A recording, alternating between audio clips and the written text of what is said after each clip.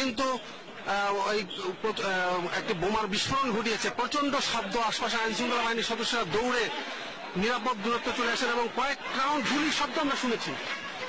আমরা কয়েক রাউন্ড গুলির শব্দ শুনেছি এবং আমরা আশপাশে আপনি দেখতে পাচ্ছেন আইন শৃঙ্খলা রক্ষাকারী বাহিনীর সদস্যরা, আইন শৃঙ্খলা বাহিনীর একজন সদস্যকে আমরা দেখতে পাচ্ছি তিনি আহত, তার হাতে সম্ভবত গুলি লেগেছে বা বোমার স্প্রিন্টার লেগেছে। আমরা দেখতে পাচ্ছি যে আপনারা রাতের অন্ধকারে কতটুকু দেখতে পাচ্ছেন জানি না, আমরা যে কয়জনকে আহত দেখতে পাচ্ছি তাদের গায়ে সম্ভবত স্প্রিন্টার জাতীয় কিছু একটা লেগেছে।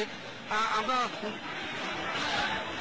একজন প্রত্যক্ষদর্শীর সাথে কথা বলছিলাম, তিনি কিন্তু সে তখনকার শুরুর ঘটনা বর্ণনা করছেন এবং আইন শৃঙ্খলা রক্ষাকারী বাহিনীর সদস্যরা বেশ কয়েকজন আহত, যাদের পায়ে রক্তাক্ত অবস্থা আমরা দেখতে পাচ্ছি। হয় সম্ভবত শক্তিশালী বোমার বিস্ফোরণ যেটা আমরা শুনেছি, সেই ঘটনাটি কিন্তু দেখতে পাচ্ছেন আইন শৃঙ্খলা রক্ষাকারী বাহিনীর সদস্যরা তারাও পাল্টা কয়েক রাউন্ড গুলি ছুড়েছে এবং বেশ কয়েকজনকে এখনো দেখতে পাচ্ছি যে সঙ্গে করে নিয়ে আসা হচ্ছে। আমরা একটু চেষ্টা করব যারা আহত হয়েছেন তাদেরকে দেখাতে।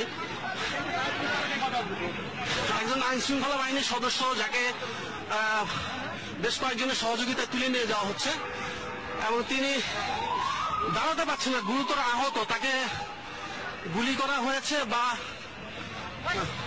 আমরা একটু দেখাচ্ছি আপনাদেরকে।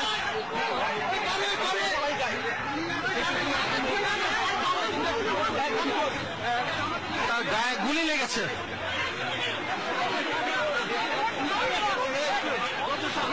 আমরা প্রত্যক্ষদর্শীর কাছ থেকে যেটা শুনছিলাম যে যারা আক্রমণ করেছে বা হোটেলের ভিতরে ঢুকে সংঘর্ষ ঘটেছে তারা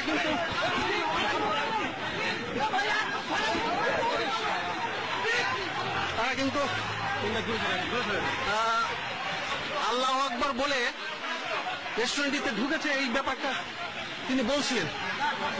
আমরা যখন তার সাথে কথা বলছিলাম যে বিস্ফোরণটি হয়েছে, প্রচন্ড বিস্ফোরণ, অর্থাৎ পুরো এলাকা, পুরো 79 নম্বর রোডের আশপাশ এলাকা প্রকম্পিত বা কেঁপে উঠেছে, পুরো মনে হচ্ছিল যে ভূমিকম্পের মতো কেঁপে ওঠা।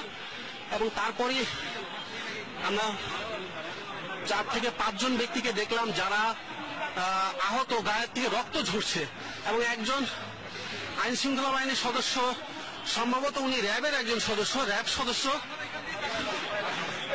একজন পুলিশ সদস্য। কোথায় লেগেছে?